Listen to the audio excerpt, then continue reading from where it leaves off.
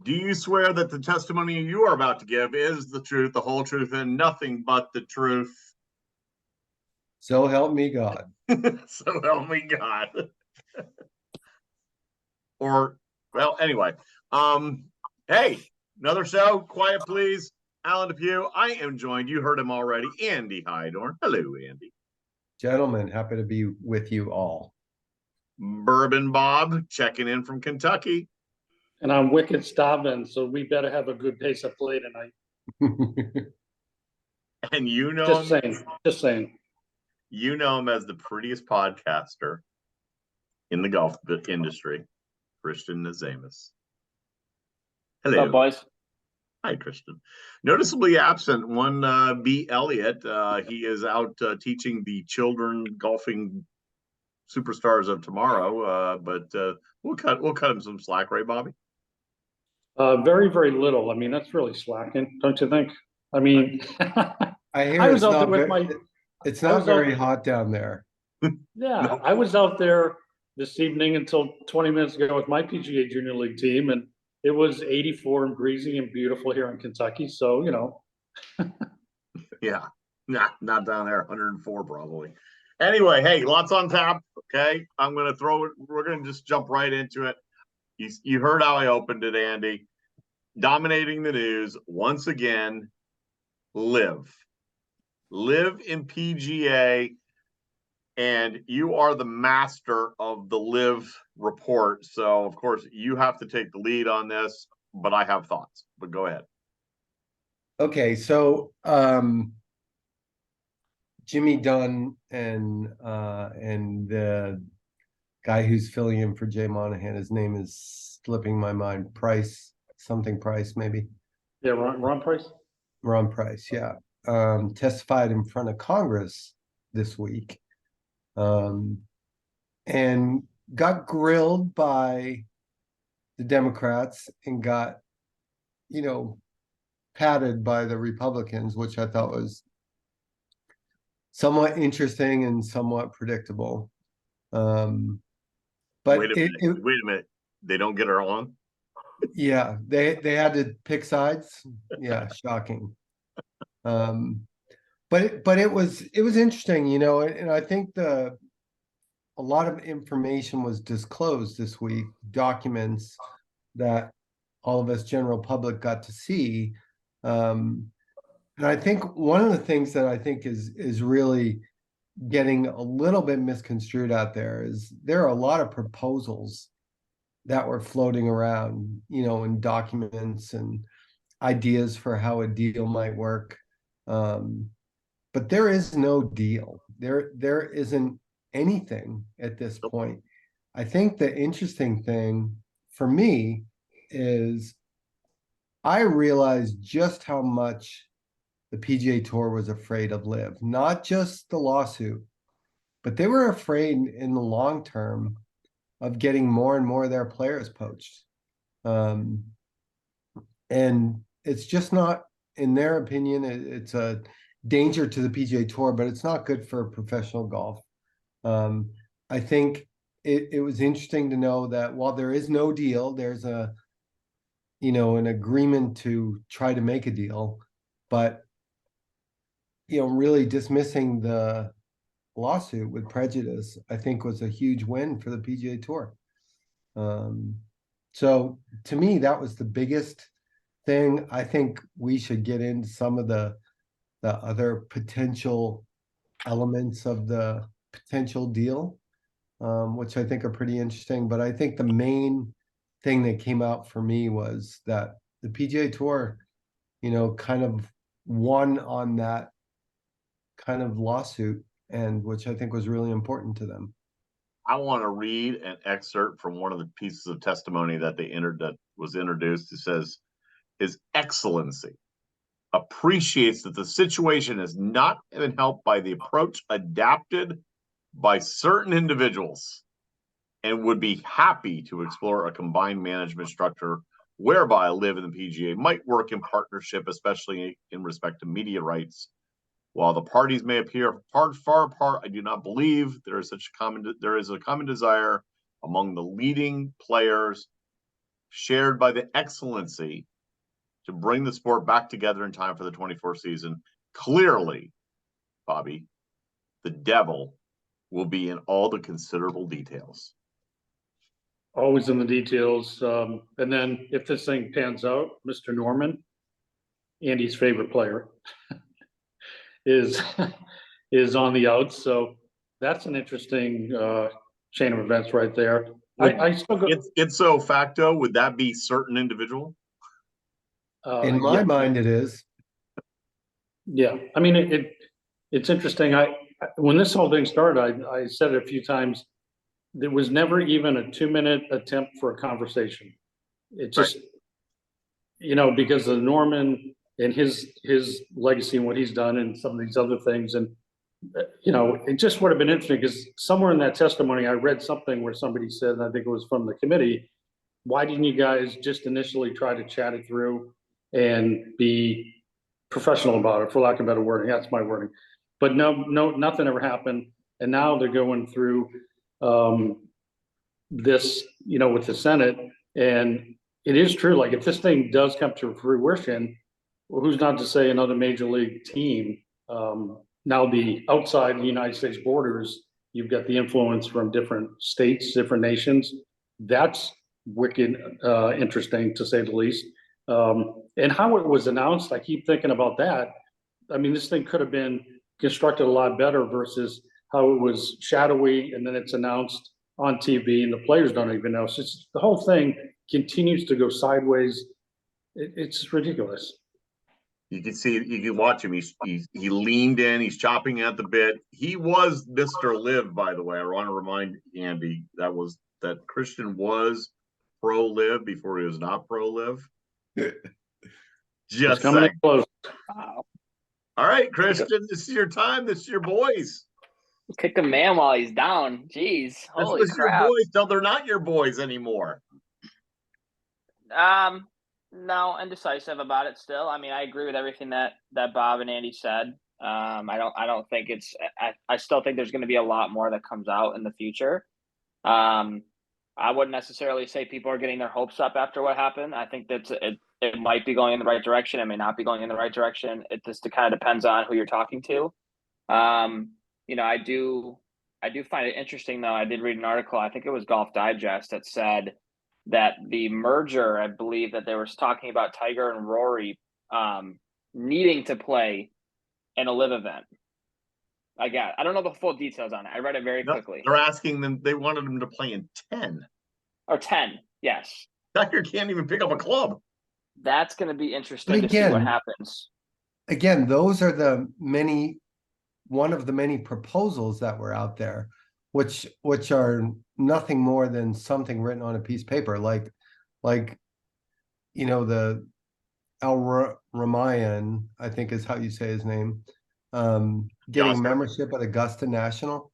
Yeah. I mean, come on. That's just somebody writing that on paper. It's just not, yeah. Well, so I found it interesting that Liv and the PIF reached out first. I did find that interesting. And I also found it interesting that Rory held a private meeting. Bobby? Yeah, well, that's news because he says he didn't know this thing was coming down the pike. So I don't know. We'll see the results next on Dateline, I'm sure. 48 hours. Yeah. One of those shows.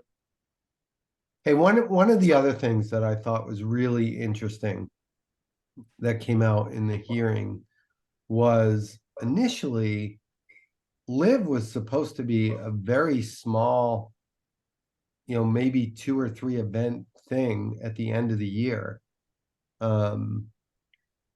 Team golf and all that stuff. And I believe from where I sit, seems like Greg is the one that wanted to blow this thing up into something that wouldn't have been an also with the PGA Tour. It would have been an and or. The alleged individual.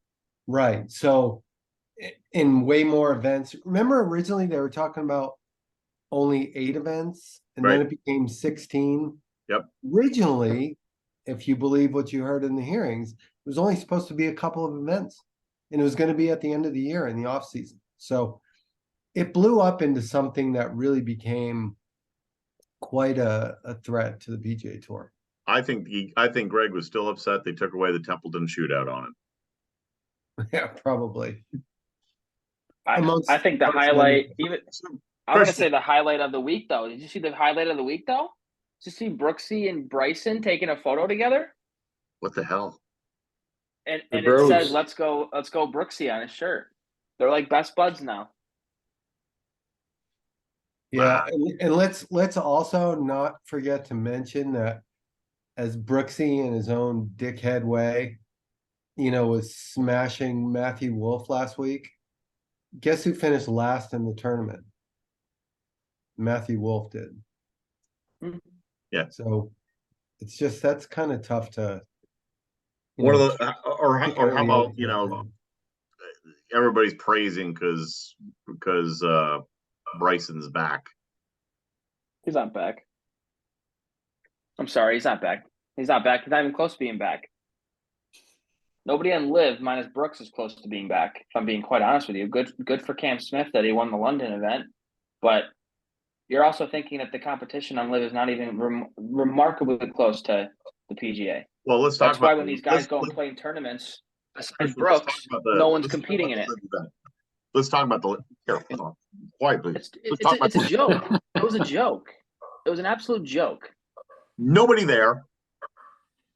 Cam with a classic F-bomb and a half on the par 3 after he hits almost a Hazel rocket. But thank God there was nobody in the gallery, right, Andy? Somebody responded back on social media that was a practice round. But I find it hard to believe that Cam would be throwing F-bombs during a practice round. Andy, yeah. How many practice rounds have you gone to that there's still not people? Yeah. Well, there's 48 golfers on the course. Yeah. I've been to a bunch in my life, and they were in college at Niagara because nobody came to watch us. Well, yeah.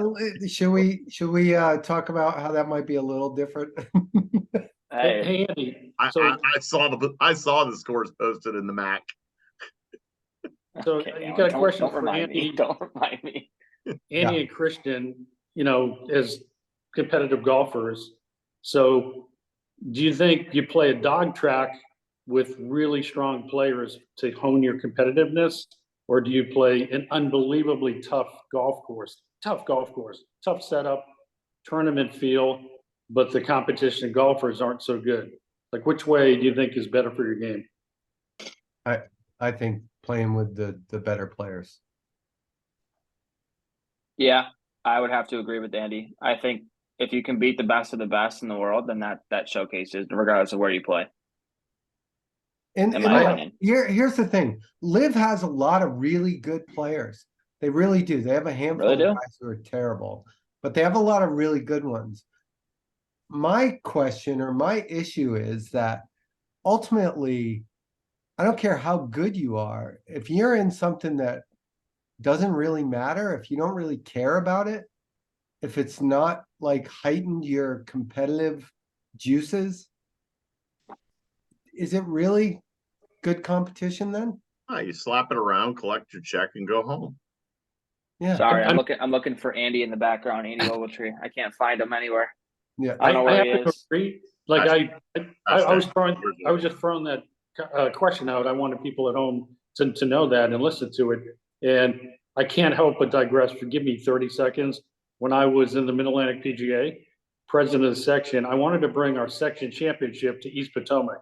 And I got semi-laughed out of the boardroom.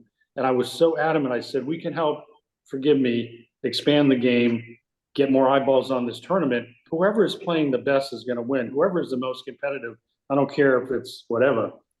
There's congressional in the section, some unbelievable courses.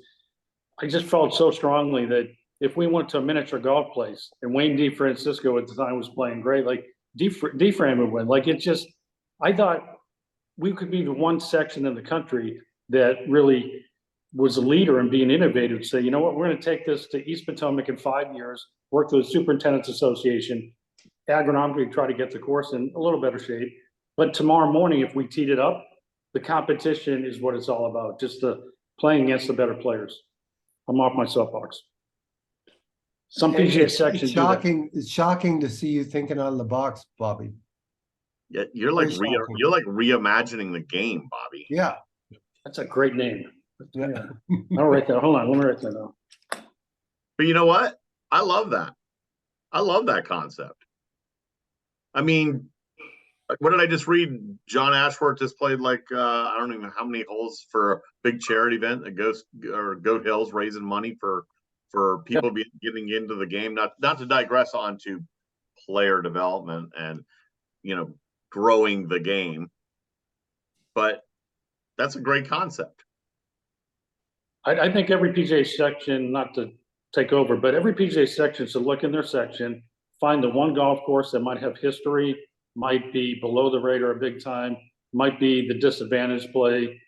I mean, talk about opening up diversity channels, but also I'm a big collaborator working with the golf course superintendents, the unsung heroes. Like, let's work together. The golf course manufacturing. You don't think John Deere or Toro would say, hey, East Potomac, here's a few pieces of equipment, here's some fertilizer. Let's do our best to bring the best players in the section into the shadow of the Washington Monument. What a great thing. No. Want to go play Columbia, Chevy Chase, Congressional, whatever. I'm like, we always play those courses. Every section out there is going to have that one course that just, I don't know. I'll stop. It's true though. No, you're right. How many go to look at the tour? How many courses are getting left behind for various reasons? Which are we done with Live? Christian, are you done championing Live? I mean, yeah, I guess we'll talk about it probably next week too, because there'll be something else that goes on or whatever. Every but for week, now, I am. bro. It's gonna be every week. I get it, big bro. It's gonna happen every week moving forward because it's never gonna stop. And until that settlement or whatever happens in the future is settled. Period. And now that they're getting rid of Greg, supposedly getting rid of Greg, terminating him, who knows what's gonna happen now moving forward. Well, I'll tell you what, one last thing before we move on, because it's all about the events and the venues, right, Andy? Bingo. Andy. Okay. Before we go to there, Xander, it is Scottish Open week. Everybody's prepping for the Open Championship. Xander gave his presser today. I mean, if he had a bus, he ran over Monahan like 3 times and backed up to make sure he got him. Really? Tell us more. Did not see. You did not see this? No. Oh, well, allow me to share without hopefully disconnecting our recording here. Where am I at here? I got to find the exact quote. I don't trust people easily. He had my trust, but he has a lot less now. And I don't stand alone when I say that. So he made even Scotty, mild-mannered Scotty, was like questioning the way everything has gone down. So glad to see Jay's healthy and back, but he's got some explaining to do. I mean, it's clear to me, and if you're a player on the PGA Tour and you don't recognize this, it's pretty clear what happened, and it's pretty clear why it happened. So it shouldn't be a big surprise to anybody. The thing that bothers me the most is people who are out there saying that somehow this is all come together for Jay Monahan's own personal benefit. And I mean, that just drives me nuts, because at the end of the day, it's like it or not, like it, what happened, how it started, where it came to. At the end of the day, it was a really bad situation that was his job to extricate themselves from. So again, Xander, whatever, dude. It's just, put yourself in the shoes of the people on the board. Put yourself in Monahan's shoes. it wasn't an easy thing that they had to deal with.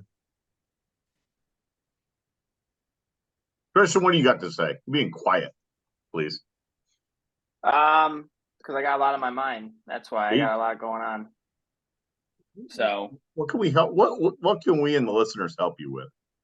absolute my golf game for starters. That's a given. Yeah, You can help me with my there's- golf game. There is not. Yeah, I was gonna say there is nobody worse than I am. I'm contemplating giving it up. I need Oh my help. God, you're I'm- contemplating giving it I'm up. packing it. Shut Dude, up. I am packing it in. Oh my, you just sound just like your two sons. All right, because they both say the same shit. I'm gonna give up golf, and they shoot 75. Yeah, I mean, You still pipe it 200 down the middle. I'm sure of it. yeah, not so much. You got the best flat stick I know. Yeah, I do have that. Good equalizer. You're the backbone of a scrambled. I Foursome. am. Thank you so much. But let's talk about scrambling. Let's talk about venues. Let's talk about holding events at quality venues. Andy, did you catch any of the U.S. Open, Ladies Open? Yes, that's a perfect segue into the quality venue discussion. Well, thank you. Because to me it was that much more watchable, and I love watching women's majors anyway, but like it just rose the bar a little bit for me, raised the bar a little bit for me.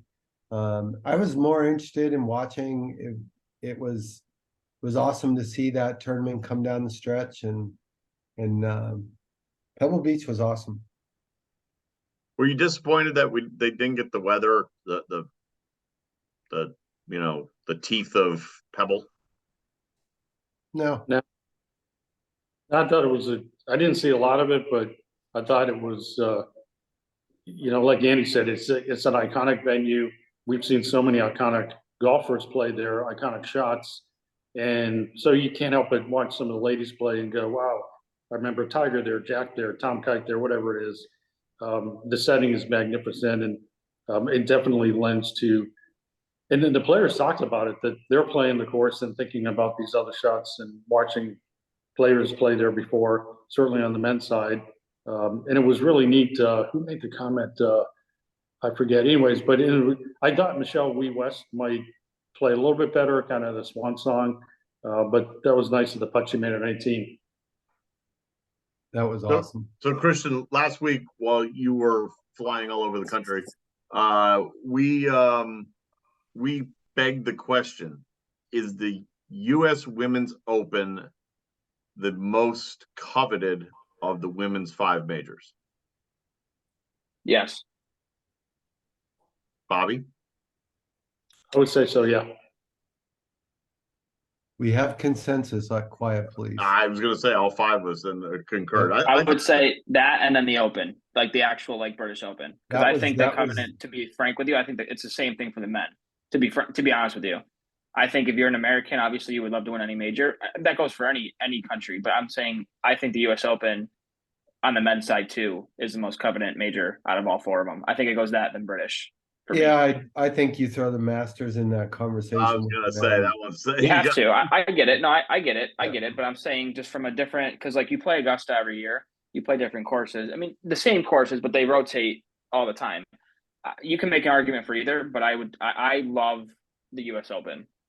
I love watching the tournament, and I wish it was a little bit harder this year, excuse me. But I do love it because you see it's the ultimate test, in my opinion, to win a major. You can go 13 under par or 10 under par at a Masters or a PGA. The Open's the same way. I think those 2 tournaments really test every skill that you have on a golf course, in my opinion. Andy, do you think that I think I agree. I think the U.S. Open is a complete and utter 360 test. And when you're trying to win that event, it's pure grind it out. 100%. Augusta, it never hit me till some years ago. Just interested to get your perspective. Augusta is a tough golf course, without a doubt. But it seems like as you're coming down the end, it's like you're battling the ghosts of Bobby Jones, the ghost of the aura. Like that plays in probably more there. Maybe the British Open a little bit, but it's like, I think you can't help start thinking ahead at Augusta coming down the stretch, where at the US Open, it's just, oh my God, how do I hit that fairway? Yeah, and then this year they threw the 80-yard wide 18 fairway at LA Country Club, and it's like, Yeah, come on. But I agree 100%. It's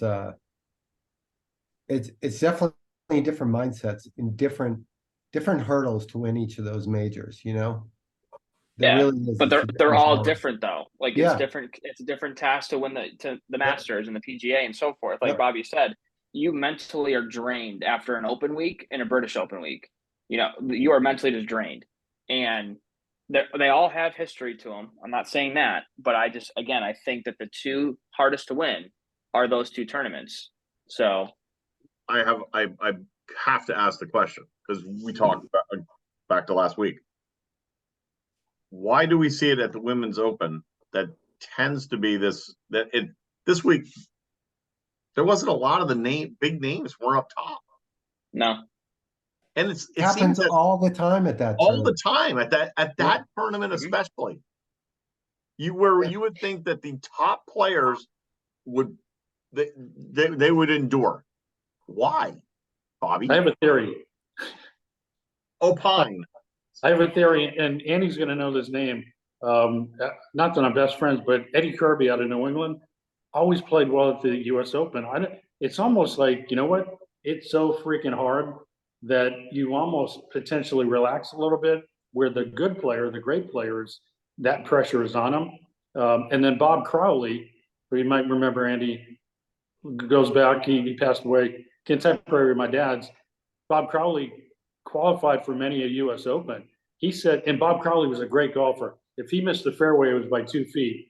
He said, I would have done better at US Opens if I blew it further offline, where I was going to say patrons, I'm not talking to customers, but the spectators walked.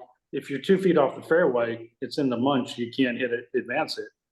So it's kind of interesting. I don't know. It's talking to some, I've never played the US Open, but I've tried the US Open qualifying, but it's tough. I mean, I don't know. It's just, maybe when you get there, you just think it's just so hard, and it's just different people react different ways. But I think the interesting point that you're making is, regardless of where you are, and we all acknowledge that each major has its different challenges, right? But if you're in control of your golf ball, like, you can play a US Open. Like, if you're hitting fairways and greens, you can play a US Open. You can hang in there and contend, and you can do all that stuff. And it's like, if you're doing that at Augusta, that doesn't mean the same. It's not the same. You have to do other things at Augusta to compete. But, you know, there are guys always, and Alan, you originally brought this point up about, you know, what happened at the Ladies Open, and Allisen Corpuz absolutely had control over her golf ball. Oh, absolutely. Like, coming down the stretch, she almost birdied every damn hole. Yeah. Yeah. Hey, actually, I want to. I gotta ask another esteemed instructor. Well, what was up with Charlie Hull and the flat foot? Did you guys? I mean, seriously, yeah. did you see that, Bobby? I didn't see that. I didn't see it. Her instructor, and I'm not questioning. I'm sure very accomplished instructor. She's a very, very accomplished player. She literally was doing a swing, and she was keeping her back foot on the ground And finishing like waist high. Flat-footed. Yeah. Waist high, though, with her arms. Interesting. You're trying to hit knockdown shots? No, just kind of trying to sync up her body and her arms, you know? I've done that drill numerous times on the range. I've done it Yeah. during college tournaments before. Like, I get why she was doing it. But like you said, Andy, she's trying to get her body synced up. Yeah. For me, with my swing, I hit a lot lower doing that. I don't know what her reasoning for doing it was for the Open, because I didn't see it. But I do know a lot of people that do that. I mean, she fired a little, what was it, 66 in the final round? It came storming up the leaderboard, but Awesome round of golf. I'm just sitting there going, what are we watching? Yeah. I had a better time watching the ladies U.S. Open than I did the men's this year. To be frank with you, I had a better time watching it. Yeah, Granted, the golf course. Yeah. That had a big. Now there was a lot of studs on the PGA, and there was not really many studs on the LPGA at the U.S. Open. But golf course had a big thing to do with it. And given that this was like the biggest purse in the LPGA, it was also nice to see that too. So. Oh yeah, Yeah, 11 sure. million. Yeah, I think it was $2 million she won. I think. Yep. So. Good payday. So we're heading overseas. Scottish Open. I mentioned it already once. Christian apparently has some. He's got inside intel. He's got inside intel. He's probably gonna miss the cuts, but I pick him. We don't usually go for the betting lines on this podcast. We don't advocate that. Christian may be partake in it in a trifecta or parlay or two, but lay it on us, Christian. Who you got? Who's your guy? Well, I'm gonna say my favorite pick's Ricky. Of course, I gotta pick Ricky to win this week. He loves links golf. He's hot right now. Got all the confidence back from winning the Rocket Mortgage. All right, he was just over at Wimbledon with the boys. Boys are planning a trip soon, by the way. Him, JT, and Jordan, they're gonna plan a trip here soon. The whole world's gonna know it. My dark horse. Yeah, they're gonna plan a better one though. It's gonna be a better one. Let's go there. Did you see them at Wimbledon? Yeah. Dude, did I see them at Wimbledon? I have like a Ricky Fowler tracker on my phone. Of course I did. Dude, who's your dark horse? Dark horse, Min Woo Lee. Ooh. I'll tell you what, I like his game. Ooh. He is knocking on the door. This is a tournament in the past where people break through, that they win for the first time. I believe has he not won this before? I don't know. To be honest with you, I have no idea. I don't think he has. Yeah, I don't think so. He is my dark horse pick. He's plus 3,400 to win. Interesting. Alan, I'm going with a little bit of what our pretty podcaster says. I think because he has played well on links and he embraces that shot shape and the whole deal, Ricky's viable for a win. But I'm kind of going back as he started to track better and he played well in the U.S. Open just as a competitive nature. But past winner of the Scottish Open, Shane Lowry. I'm going with him too. Very nice. I like that guy. Very nice. Yeah, I would love to pick Ricky because that's who I would like to pick. But since you guys picked him, I'm gonna pick Xander because he's had success there before last year.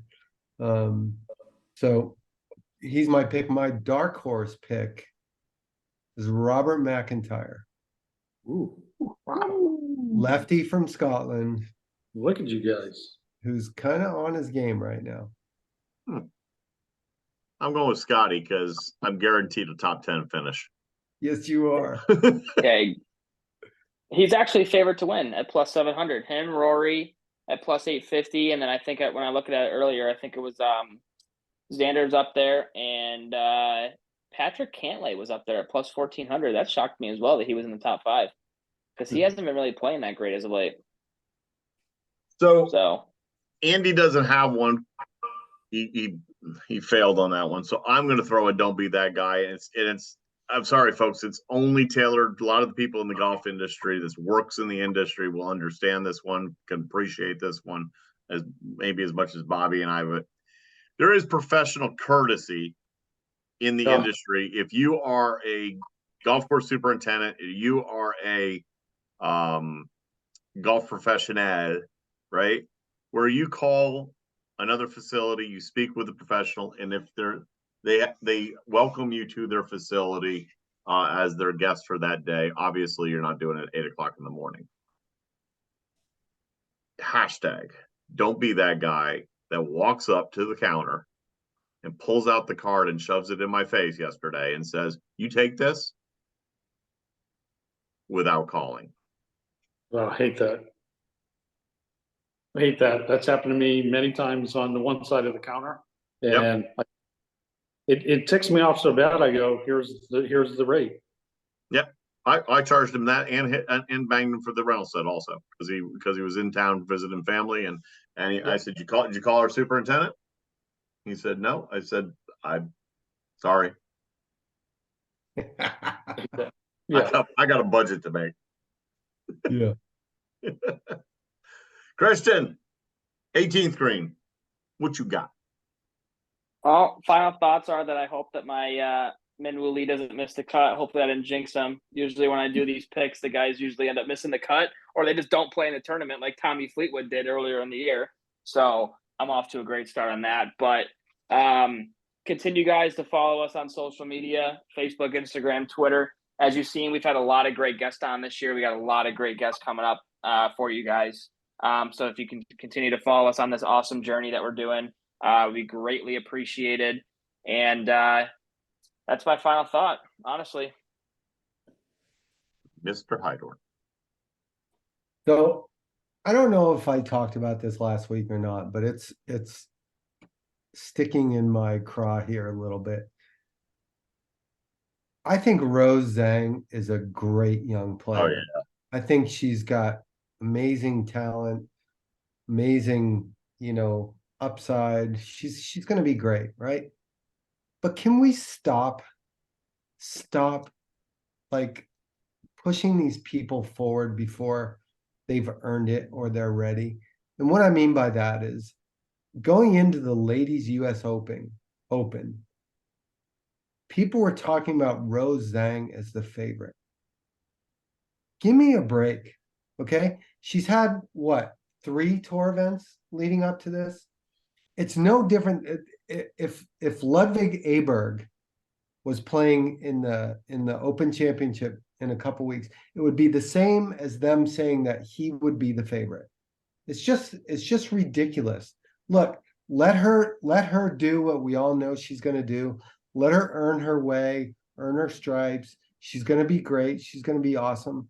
But to make her the favorite of a major championship right out of college in her third event is just like silly, It's hyperbolic. It doesn't make any sense. And Andy, it's like the Bill Parcells comments after a rookie has a good first game. Yeah. Hey, put him in the Hall of Fame yet? Yeah. Just drives me nuts. And Andy's dropped the mic on that one. Hey, Bobby, what you got? This is not a don't be that guy, but it's in the realm of okay, you guys, anybody listening at home, if we went down to the local playground and shot some hoops and just ran around, do we play basketball? Yeah, we're shooting hoops, we're kind of playing basketball. We go down and just whack some tennis balls back and forth over the net. We're playing tennis, right? Yep. I'll go to my grave. I never understand. This has happened 3 times this week. I talk to people. Do you play golf? No, I don't play golf. Really? I'd like to help you get in the game. Well, I go to the range a few times a year. Last year I played in the scrambled corporate thing. You're a golfer. Oh, Exactly. no, I don't play golf. I'm not. I watch TV. I see these guys. I can't do that. I'm like, I want to lose my mind. Why do people do that? Yet they say to me, "Oh, I love playing basketball. We run around for an hour and we shoot air balls and we trip and fall." I just don't get it. It's if you get a club in your hand, you're doing miniature golf. You go to the range. You're in the golf ecosystem. You're golfing. The National Golf Foundation says they're golfers. They count them. It just drives me nuts. It's like, no, you're a golfer. Part of the 37 million. Yep. I'll never understand that. My final thought is in honor of starting our trek across the pond. The RNA announcing the 2026 Open Championship will return to the beautiful Royal Birkdale. 10 times it's already hosted, including Jordan Spieth, aka someone probably, although he's got a lot of majors, he got greatness thrust on him apparently right out of the gate. To your point, Andy. Palmer, Trevino, Miller, O'Meara, Patrick Harrington, Matt. I'll tip you next week, Kuchar, and Mr. 29 or 28 when he won, never to be seen from again until he got in front of the camera, Ian Baker Finch. Royal Bird. Good roster. Real good roster. So did Matt Kuchar win an Open championship? I believe he did. Back 9. Oh, wait, nope. No, I'm sorry. My bad. Stand corrected. That's where I was dueled by Spieth. By driving range Jordan Spieth. Yes. So I was lucky enough to play Birkdale last summer, and going down the 15th hole, Jordan Spieth was off the planet. like you would not believe how far off the fairway he was on that hole. It was. You need an 80-yard fairway on the. He would have missed it.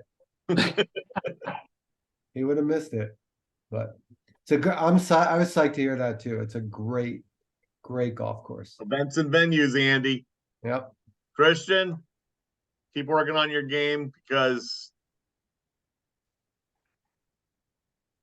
Anything? I was waiting for you to say hit it long and straight because it beats you hitting it short and crooked. I do hit it short and crooked. Have a good night, folks. But he drinks bourbon. I do.